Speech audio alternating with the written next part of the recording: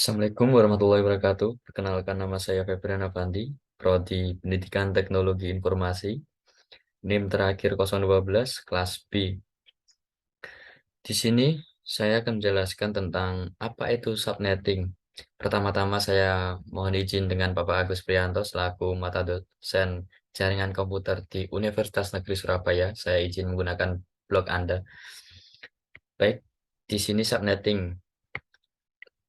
Apa itu subnetting? Subnetting adalah proses membagi sebuah network menjadi beberapa subnetwork. Subnetting hanya dilakukan pada IP address kelas A, kelas B, dan kelas C. Dengan subnetting akan menciptakan beberapa network tambahan, tetapi mengurangi jumlah maksimum host yang ada dalam tiap network tersebut.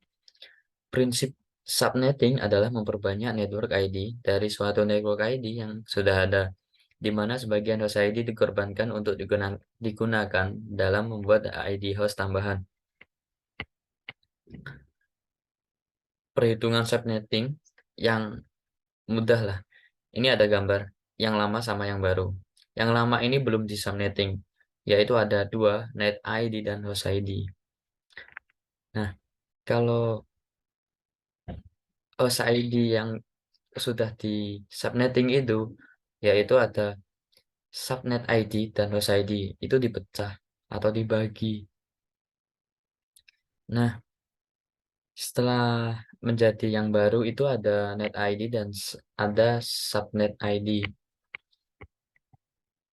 Perhitungan subnetting dengan grafik and table yang paling mudah lah. Di sini diketahui IP address-nya itu 192.168.1.10/26.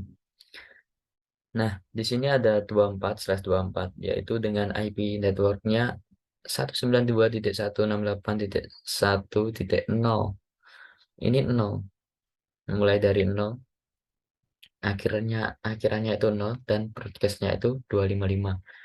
Terus kita subnetting lagi menjadi dibagi, dipecah. Jadi IP networknya itu 0 sampai 127 dan 128 sampai 255. Terus slash 26 itu dibagi lagi. Jadi eh, IP networknya 0 sampai broadcastnya itu 63 dan IP networknya 64 sampai 127 dan IP networknya 128 sampai 191, 192 sampai 255 dan seterusnya. Baik, di sini saya akan langsung saja menjelaskan percobaannya. Skenario-nya yaitu dalam percobaan ini kita akan mensimulasikan dua subnet, yaitu lab 1 ada IP 192.168.1.0/26 dan lab 2 itu 192.168.1.64.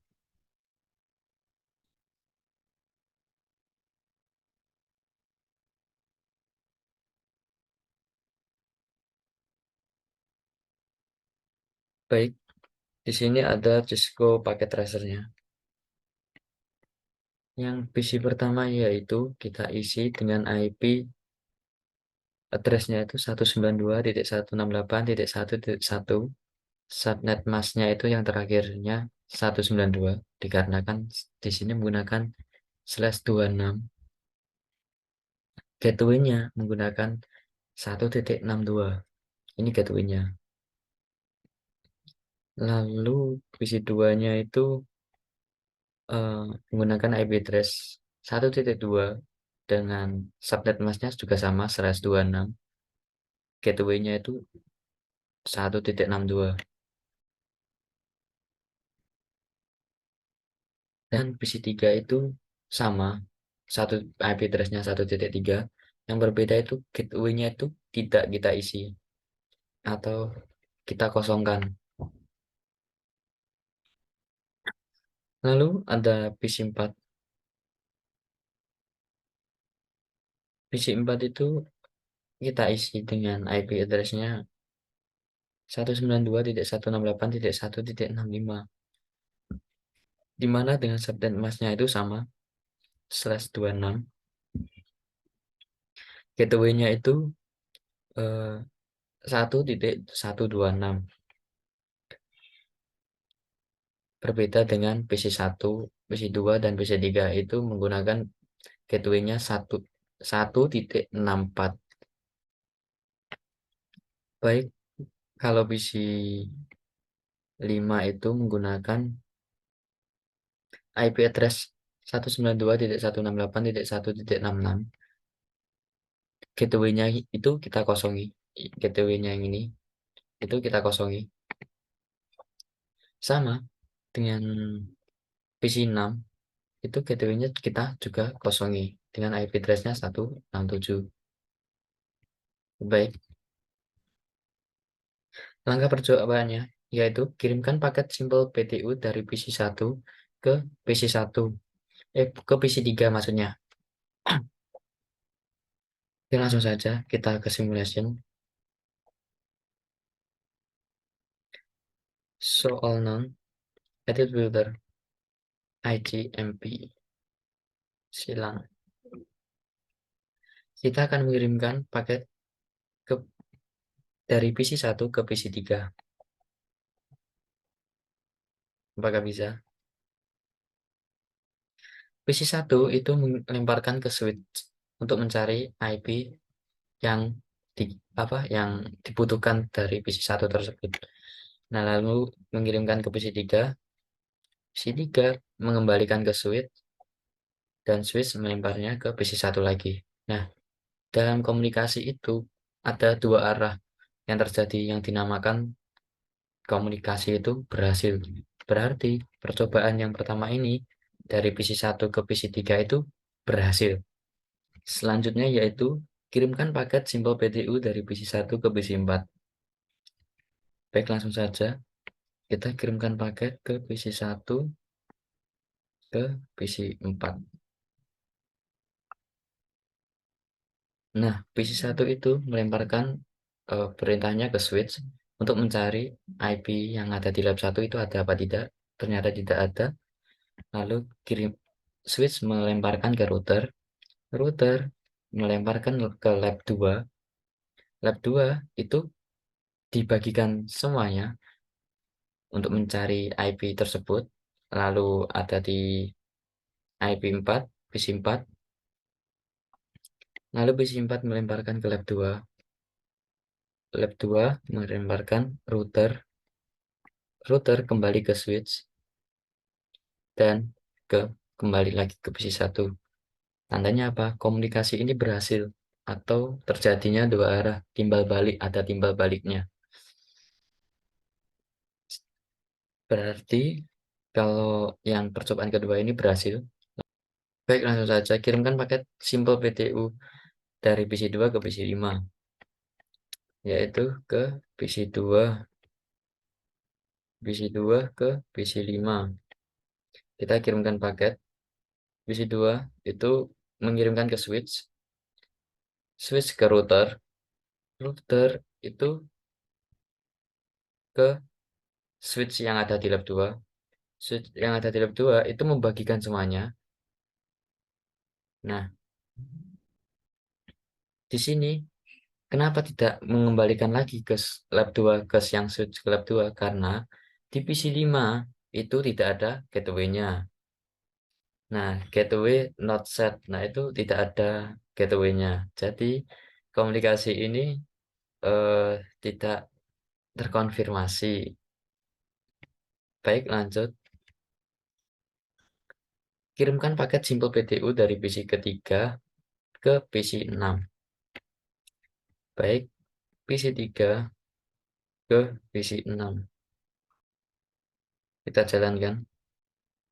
Nah, di PC3 ini tidak dapat mengirimkan sama sekali. Malahan tidak jalan paketnya. Kenapa? PC3 ini tidak ada gateway-nya. Jadi, fungsi dari gateway sendiri itu ialah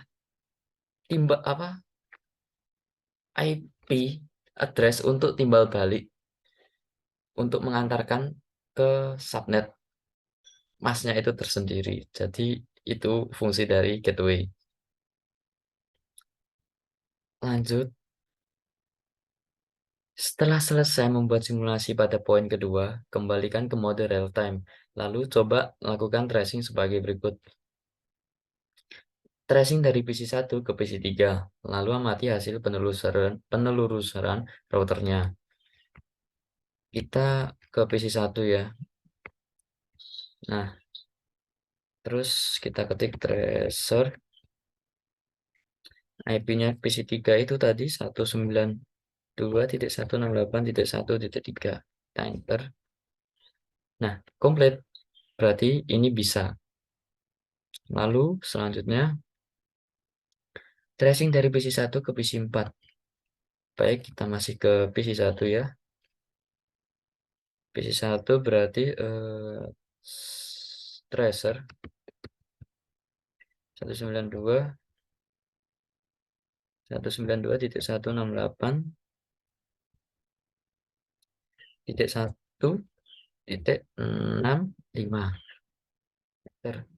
Nah, ini juga komplit. Lalu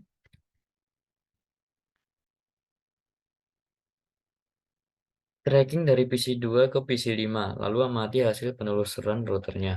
PC2 ke PC5. PC2 berarti tracer 192.168.1.66.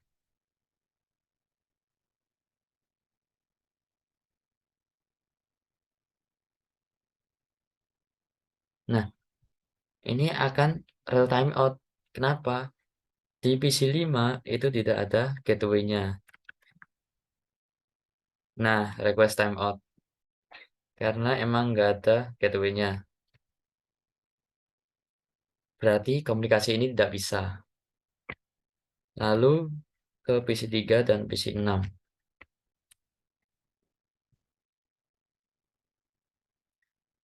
Set 192.168.1.67. Malah tidak bisa. Karena kenapa? PC3 tersebut tidak mempunyai gateway. Baik, sekian dulu presentasi dari saya. Kurang lebihnya saya mohon maaf. Wassalamualaikum warahmatullahi wabarakatuh.